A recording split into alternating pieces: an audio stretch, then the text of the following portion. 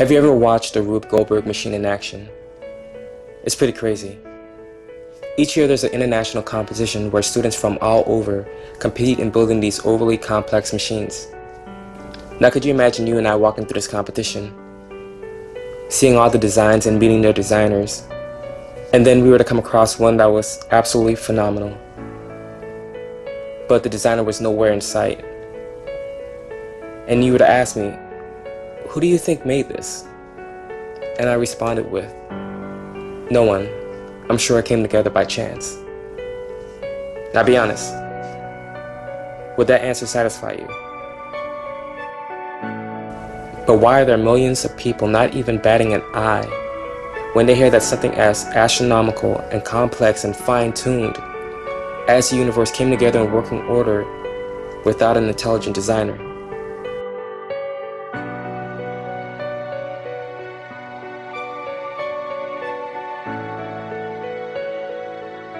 What I want to focus on today is the odds of the universe coming together by chance. Obviously, I wasn't around during the establishment of the universe, so how do you prove something you didn't even see? Well, the answer to that is pretty simple. The same way a detective solves a case where there are no eyewitnesses, through evidence. I've gotten this question before. Well, who created God? God is an eternal being. Why would something that's eternal require a creator if it's always been there? On the other hand, the universe, even scientists agree that, yes, it did have a start.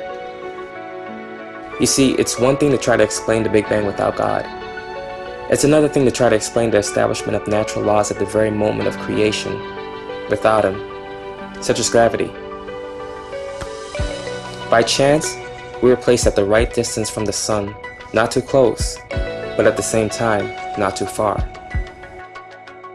By chance, the Earth that we live on, it spins on its axis as it circles the sun, at a 23-degree angle from its upright.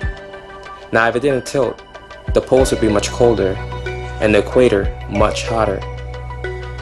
We also got really lucky because we have a moon that gives us light to the night. If we didn't have the moon, there would be no gravitational pull in the oceans, meaning that the waters would go stagnant, no oxygen for the fish of the sea. Speaking of fish, some lightning hit a stagnant pool full of the right kind of chemicals, bingo, a living something. But it's just not that simple.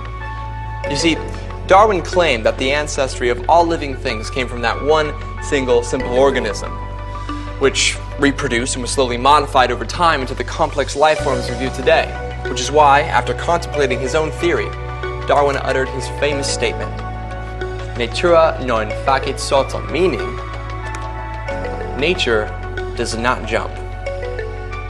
Well, as noted, author Lee Strobel pointed out that if you can picture the entire 3.8 billion years that scientists have say life has been around as one 24-hour day, in the space of just about 90 seconds, most major animal groups suddenly appear in the forms in which they currently hold, not slowly and steadily, as Darwin predicted, but in evolutionary terms, almost instantly.